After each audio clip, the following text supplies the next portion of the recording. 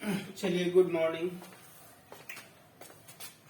कैसे हैं आप सब? आप लोगों का भी पढ़ाई लिखाई बंद है कितना दिन से। चलिए, तो हम स्टार्ट करते हैं। अब ज्यादा इंतजार करने से क्या फायदा। अब तो कुछ दिन के बाद आपका क्लास ही खुल जाएगा। 2-4 दिन 5 दिन के बाद अब क्लास खुल जाएगा, सरस्वती पूजा के बाद। तब तक हम लोग बैठे बैठे घर में क्या करेंगे, अपना पढ़ाई को जारी रखते हैं।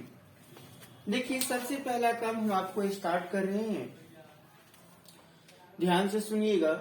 जो बच्चे 2021 में एडमिशन कराए हैं उनका हम स्टार्ट कर रहे हैं अभी हम। क्लियर है? क्योंकि इसमें अभी कंफ्यूजन बच्चा का इसलिए हो जाता है क्योंकि 20 वाले का भी एग्जाम अभी 21 में नहीं हुआ है। हालांकि अब हो जाएगा क्योंकि उसका फॉर्म भरा रहा है। ठीक है, तो उसका भी क्लास हम ले रहे हैं और 21 वाले का भी क्लास ले रहे हैं। तो हम बीच में आपको सेशन इसलिए बता देते हैं कि ताकि बच्चे को समझ में आ जाएगा कि हम लोग कौन सा सेशन के हैं और कौन सा सेशन के हैं तो कौन सा टॉपिक हमको पढ़ना है। तो हम आपको जानकारी के लिए ये बता देते हैं कि 2021 में जो बच्चे एडमिशन कराए हैं हम उनका स्टार्ट कर रहे हैं कोर्स। क्लियर है? तो उनका कोर्स हम स्टार्ट कर रहे हैं, जरा ध्यान से सुनिएगा। तो सबसे पहला काम हम उनका कोर्स स्टार्ट कर रहे हैं ऑप्टिक्स से। कहां से स्टार्ट कर रहे हैं? ऑप्टिक्स से, जो कि आपको सिलेबस हम आपको बता देंगे। जो कि ऑप्टिक्स से आपको परीक्षा में 4 क्वेश्चन पूछा जाएगा। कितना क्वेश्चन पूछा जाएगा? 4 क्वेश्चन। लिखना है क्या क्वेश्चन? 2 क्वेश्चन को। दोनों क्वेश्चन होगा 15-15 नंबर का। 15-15 नंबर बोले तो 30 नंबर। क्लियर है? तो ऑप्टिक्स से 30 नंबर हो गया, ग्रुप ए में रहेगा। ग्रुप बी में भी आपको 4 क्वेश्चन रहेगा, इलेक्ट्रोस्टैटिक्स एंड आपका करंट। ये दोनों से मिलाकर के 4 क्वेश्चन देगा। उससे भी आपको जवाब देना है 2 क्वेश्चन का। तो 15-15 वो भी हो गया 30। तो 30 इधर 30 इधर 60 हो गया। और 10-10 वो ऑब्जेक्टिव रहेगा 1.5 नंबर का। अपनी प्रत्येक ऑब्जेक्टिव 1.5 नंबर का। तो कितना हो गया? 15। तो 60-15 कितना हो गया? 75। तो पेपर 1 भी 75 नंबर का होगा, पेपर 2 भी 75 नंबर का होगा। और 75-75 कितना होता है? 150। और 50 नंबर का प्रैक्टिकल, यानी 200 नंबर का आपका ऑनर्स होगा। क्लियर है? तो हम आपको स्टार्ट करते, 200 नंबर का ऑनर्स हो गया और 300 नंबर का सब्सिडरी। सब्सिडरी में आपने जो भी रखे कोई दिक्कत नहीं है, अपना पढ़िएगा मन से। एक बात हमेशा याद रखिएगा, सब्सिडरी में कितनों भी नंबर आप ला लीजिएगा, नंबर जुटेगा नहीं। परसेंटेज जब भी बनेगा, डिवीजन जब भी बनेगा, आपका ऑनर्स का ही बनेगा, यानी 200 का ही बनेगा। क्लियर? लेकिन हाँ, पास करना जरूरी है। नहीं पास करिएगा तो प्रमोटेड लग जाएगा और प्रमोटेड लगने के बाद फिर आपको परेशानी में पड़ जाएगा। रेगुलर कैंडिडेट में आपका नाम नहीं आ पाएगा। सबका मार्कशीट स्कूल में कॉलेज में आएगा, लेकिन आपका मार्कशीट रेगुलर में नहीं आ पाएगा। फिर आपको लेके जाना पड़ेगा, आपको कहाँ? यूनिवर्सिटी जाइए, वेरीफाई कराइए, फिर आप अपना प्रमोटेड वाला मार्क्स उसमें चढ़ाइए, तब आपका ओके करके फिर यूनिवर्सिटी से ही आपको लेना पड़ेगा मार्कशीट। 5 मिनट तो थोड़ा सा परेशानी हो जाता है, इसीलिए याद रखिएगा कि ध्यान दीजिएगा। भले ही नंबर जुटे अथवा नहीं जुटे कोई फर्क नहीं पड़ता है, लेकिन हाँ, पास करना अनिवार्य है। क्लियर है? तो 500 नंबर का पार्ट 1 होगा, 500 नंबर का पार्ट 2 होगा और 500 नंबर का पार्ट 3 होगा। कुल मिला के हो गया 1500। लेकिन 1500 में 200 नंबर का पार्ट 1 हो गया ऑनर्स, 200 नंबर का पार्ट 2 हो गया ऑनर्स और 400 नंबर का पार्ट 3 में जब जाइएगा तो सब्सिडरी हट जाता है। तो होता है कितना? 400। 400 नंबर का ऑनर्स हो गया और 100 हो गया आपका जीएस बोले तो जनरल साइंस। क्लियर है? तो 200 पार्ट 1, 200 पार्ट 2 और 400 पार्ट 3, कुल मिला के 800। 800 का परसेंटेज बनेगा फर्स्ट क्लास या सेकंड क्लास, थर्ड क्लास नहीं होता है। क्लियर है? तो 1500 में परसेंटेज कितना का बनेगा? 800 का। ओके, चलिए अब हम लोग आगे की ओर बढ़ते हैं। तो सबसे पहला दिन आपको स्टार्ट कर रहे हैं। पहला दिन, पहला क्लास ऑप्टिक्स। ऑप्टिक्स में जब आपने पढ़िएगा तो पहला क्लास आपका खुलेगा फॉर्मेट्स प्रिंसिपल। क्या खुलेगा?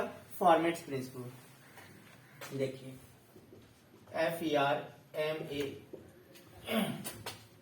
Formats principal. यही है आपका ऑप्टिक्स का पहला topic, formats principal. Formats principal में देखिए क्या एक क्वेश्चन यहाँ पे लिखना पड़ता है 4 पन्ना 5 पन्ना में, तब जाकर के 15 नंबर है। 4 पन्ना 5 पन्ना बोले तो आगे पीछे मिला के नहीं, आगे पीछे मिला के 1 पन्ना, फिर आगे पीछे मिला के 1 पन्ना, इस प्रकार से 4 पेज हुआ, यानी 5 पेज, जो भी बोले 5 गुना 10 आगे पीछे मिला के। फॉर्मेट्स प्रिंसिपल में देखिए क्या क्या पढ़ना है आपको। सबसे पहला काम पढ़ना है आपको reflection of light. Reflection of light, reflection of light का मतलब होता है प्रकाश का परावर्तन, जिसमें हम लोग जानते हैं कि angle of incidence is equal to the angle of reflection, यानी कोण आई इक्वल टू कोण आर। ये हम लोग सिर्फ जानते हैं कि प्रकाश के परावर्तन के नियम के लॉ ऑफ रिफ्लेक्शन के आधार पे कि angle of incidence is equal to the angle of reflection आपस में बराबर होता है, लेकिन वाई कैसे होता है बराबर, इसको यहाँ पे प्रूफ करना है। ऑनर्स इसी का नाम है, हर किसी भी चीज का एक्सप्लेन खोजता है। समझ गई बात को। दूसरा नाम तो रिफ्लेक्शन ऑफ लाइट में हमको क्या दिखाना है, कोण आई इक्वल टू कोण आर। दूसरा नंबर देखिए refraction of light. Refraction of light, refraction of light क्या बताता है, स्नेल के नियम को, साइन आई बटा साइन आर बराबर म्यू 2 बटा म्यू 1। ये स्नेल का नियम है जो हम लोग जानते हैं, स्नेल के नियम से इतना होता है, स्नेल का नियम दिए उसके नीचे में लिख दो फाइल, मगर कैसे होता है इस चीज को यहां प्रूव करेगा। और तीसरा नंबर में आपका लेंस मेकर्स फार्मूला। तीसरा नंबर में आपका लेंस मेकर्स फार्मूला जो हम लोग पढ़े 1/f equal to mu -1 into 1/r1 minus 1/r2। ये मेकर्स फार्मूला आप +2 में भी पढ़े थे।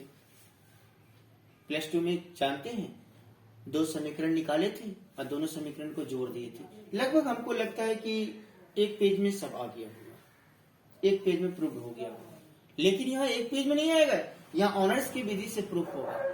लगभग यहाँ पे 2.5 पन्ना 2.5 पेज जाएगा, आगे पीछे मिला के 2 दूना 4, लगभग 2 पन्ना जाएगा। समझ गए इन बात को, लंबा ऑनर्स की विधि से इसको प्रूव करेंगे। अब तब लास्ट में आएगा आपका फॉर्मेट्स, चौथा टॉपिक। तो फॉर्मेट्स में आपका 3 टॉपिक है, लास्ट में फॉर्मेट्स बताएंगे। क्लियर है? तो इस प्रकार से आपका एक क्वेश्चन कंप्लीट हो जाएगा। तो एक क्वेश्चन में कितना टॉपिक है, reflection of light, refraction of light, lens makers formula, तब जाके फॉर्मेट्स आपको चौथा टॉपिक आएगा फॉर्मेट्स। क्लियर है? कोई दिक्कत? ये आपका ऑप्टिक्स का पहला टॉपिक हम स्टार्ट कर रहे हैं, फॉर्मेट्स प्रिंसिपल का। फॉर्मेट्स प्रिंसिपल के बारे में भी बताएंगे, कब बताएंगे फॉर्मेट्स प्रिंसिपल क्या होता है, चौथा नंबर में। क्लियर है? तो फॉर्मेट्स प्रिंसिपल का पहला टॉपिक स्टार्ट कर रहे हैं रिफ्लेक्शन ऑफ लाइट। क्या स्टार्ट कर रहे हैं, रिफ्लेक्शन ऑफ लाइट। तो देखिए फॉर्मेट्स प्रिंसिपल का पहला टॉपिक क्या बताता है, रिफ्लेक्शन ऑफ लाइट के बारे में।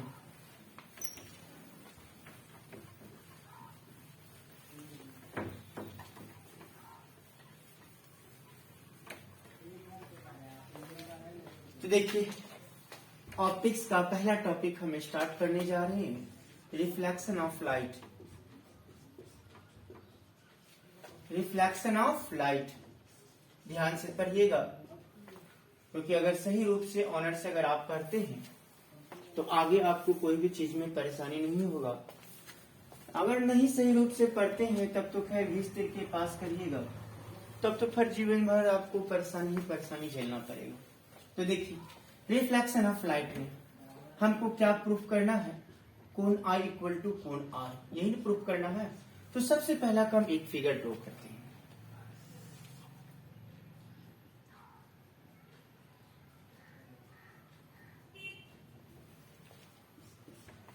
ये एक्स एक्स डैश मेरा प्लेन सरफेस है। क्या है मेरा, एक्स एक्स डैश मेरा प्लेन सरफेस है। इस पर मेरा लाइट आ रहा है, इंसिडेंस लाइट, ये टकरा करके चला गया, रिफ्लेक्ट हो गया।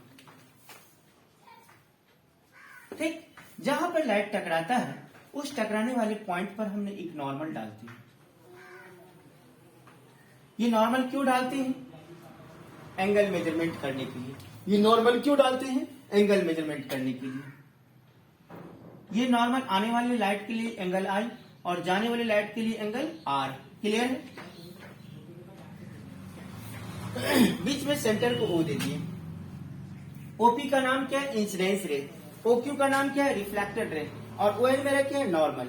अब जरा सुनिएगा, आप लोग के बचपन से लेके आज तक जानते हैं पता नहीं जानते हैं कि जानते हैं, उसके बारे में हमको नहीं पता है, मगर मैं एक बार बता देते हैं। फिजिक्स में दो काम हम लोग बराबर करते हैं।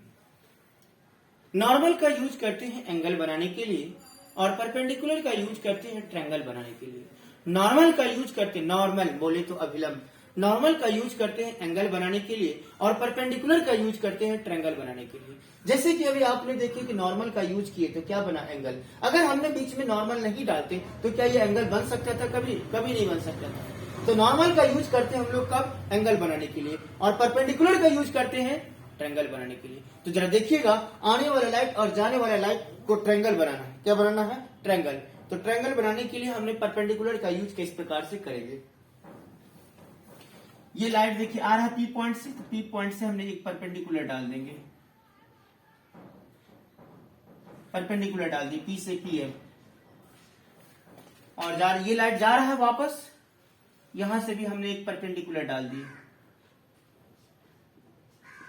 Q से P से PM और Q से QM डैश एक्स डैश पर हमने लंब डाल दी, परपेंडिकुलर डाल दी। तो आप देख सकते हैं आने वाला लाइट और जाने वाला लाइट में मेरा एक ट्रायंगल बना दिया। क्लियर है? अब जरा से मेरी बात को गौर से सुनिएगा। ये जो लाइट आप देख रहे हैं OP, इसका दो छोर है। एक छोर पे आपका ये एंडिंग छोर है, ये इनिशियल छोर है। एक छोर पे आपका नॉर्मल है, जो कि आपने दिखाई पड़ रहा है यहाँ पे, ये नॉर्मल आने वाले लाइट के साथ में एंगल आए, और एक छोर पे आपका परपेंडिकुलर है। ठीक है? एक छोर पे नॉर्मल है और एक छोर पे परपेंडिकुलर है। तो जरा दोनों का एंगल देखिए, एक दूसरे का उल्टा है ना? एक का एंगल नीचे है, एक का एंगल ऊपर है, अल्टरनेट है कि नहीं? तो ये कौन सा एंगल के नियम से? अल्टरनेट एंगल से आपका कोण I और कोण R। क्लियर है? तो ये कोण R, ये भी कोण R। कौन सा एंगल के नियम से? अल्टरनेट एंगल के नियम से। तो देखिए, एंगल के सामने वाला साइड क्या होता है? परपेंडिकुलर। तो एंगल इस ट्रायंगल में ये हो गया परपेंडिकुलर, ये हो गया बेस, ये हो गया हाइपोटेन्यूज। इसमें देखिए एंगल के सामने वाला साइड परपेंडिकुलर, तो ये हो गया परपेंडिकुलर, ये हो गया बेस, ये हो गया हाइपोटेन्यूज। क्लियर? अब इसमें देखिए चार टर्म को हम मानेंगे, जो टर्म मानेंगे उसको नीचे शो करेंगे। जरा गौर से देखिएगा, M से लेकर के M डैश तक का डिस्टेंस मान लिए D, आप कोई भी टर्म मान सकते हैं। O से लेके M तक का डिस्टेंस मान लिए X, P से लेके M तक का डिस्टेंस हो गया A, और Q से लेके M तक का M डैश तक का डिस्टेंस हो गया B। जो जो टर्म माने हैं उसको यहाँ पे इंडिकेट करिए। लेट PM कहा गया? MM डैश से स्टार्ट करते, MM dash equal to D and OM equal to X, PM equal to A and QM dash equal to B। चार टर्म को माने हैं। जो भी टर्म आपने माने हैं उसको इंडिकेट कर दीजिए, ताकि स्पष्ट पता चल जाएगा कि ये टर्म माना हुआ है। क्लियर है? अब जरा देखिएगा, तो O से लेके M तक का X है डिस्टेंस माने हैं, और M से लेके M डैश तक का डिस्टेंस D माने हैं। तो बताइए O से लेके M डैश तक का डिस्टेंस कितना हो जाएगा? D minus X। इतना में से इतना घटा दिए, इतना में से इतना घटा दिए। इस ट्रायंगल के लिए देखिए, लंब हो गया X, आधार हो गया A, तो कर्ण कितना होगा? हाइपोटेन्यूज कितना होगा? इस ट्रायंगल के लिए परपेंडिकुलर हो गया, एंगल के सामने वाला साइड परपेंडिकुलर। इस ट्रायंगल के लिए परपेंडिकुलर हो गया D माइनस X, बेस हो गया B, तो हाइपोटेन्यूज कितना होगा वो निकालना है। यानी इस ट्रायंगल का भी हाइपोटेन्यूज बताना है और इस ट्रायंगल का भी हाइपोटेन्यूज बताना है। तो हाइपोटेन्यूज बताने के लिए देखिए क्या करते हैं, जरा ध्यान से देखिएगा। अब आइए जरा गौर से, ये जो ट्रायंगल आपने देख रहे हैं, ये जो ट्रायंगल आपने देख रहे हैं, ये एंगल I, X कितना है? परपेंडिकुलर है, A क्या है? बेस है, तो हाइपोटेन्यूज बताना है। तो हम लोग जानते हैं कर्ण बराबर होता है लंब स्क्वायर प्लस आधार स्क्वायर, परपेंडिकुलर स्क्वायर जो बेस स्क्वायर पर रूट। आप लोग 10वीं क्लास में, 9वीं क्लास में, 8वीं क्लास में पढ़े थे। H बराबर P स्क्वायर जो B स्क्वायर पर रूट। P मेरा लंब है, B मेरा आधार। तो लंब कितना है? X, X स्क्वायर, B कितना है? A, x square plus A square, तो ओपी का वैल्यू कितना हो जाएगा?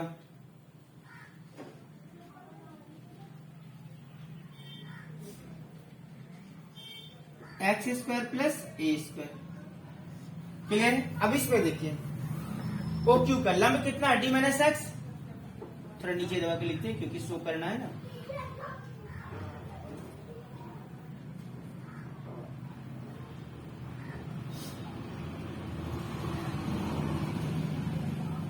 इसमें देखिए डी माइनस एक्स पर होल स्क्वायर लंब स्क्वायर प्लस आधार स्क्वायर, आधार बोले तो बी स्क्वायर पर रूट। क्लियर है? यानी इस बात से स्पष्ट है कि इस ट्रायंगल का भी लंब पता हो गया, आधार पता हो गया, कर्ण पता हो गया। इस ट्रायंगल का भी लंब पता हो गया, आधार पता हो गया, कर्ण पता हो गया। तो इस प्रकार से फिगर मेरा कंप्लीट हो गया। फिगर में कोई फॉल्ट, 4 टर्म को माने हैं और मानने के बाद दोनों ट्रायंगल का हाइपोटेन्यूज निकाल लिए। इस प्रकार से फिगर मेरा कंप्लीट हो गया। हाँ, एक ही चीज याद रखिएगा फिजिक्स के डायग्राम में कि नॉर्मल का यूज करते हैं एंगल बनाने के लिए और परपेंडिकुलर का यूज करते हैं ट्रायंगल बनाने के लिए। क्लियर है? जैसे हमने नॉर्मल डाले थे तो एंगल बना और परपेंडिकुलर डाले तो ट्रायंगल बना। क्लियर है? इस प्रकार से फिगर मेरा कंप्लीट हो गया। अब हम लोग चलते हैं, जो काम फिगर में किए हैं उसको जरा से लिखते हैं। Let xx dash be the reflected surface। Reflected surface का मतलब होता है परावर्तक पृष्ठ। Reflected surface comma OP be the incidence रे is gets from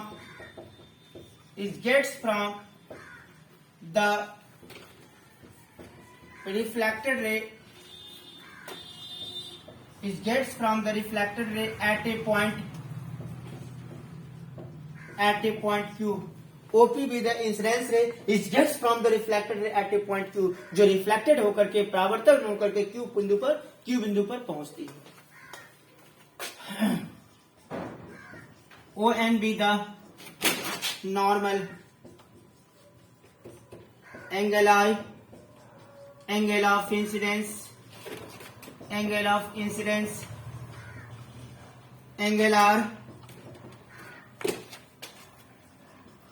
angle of reflection। Clear है?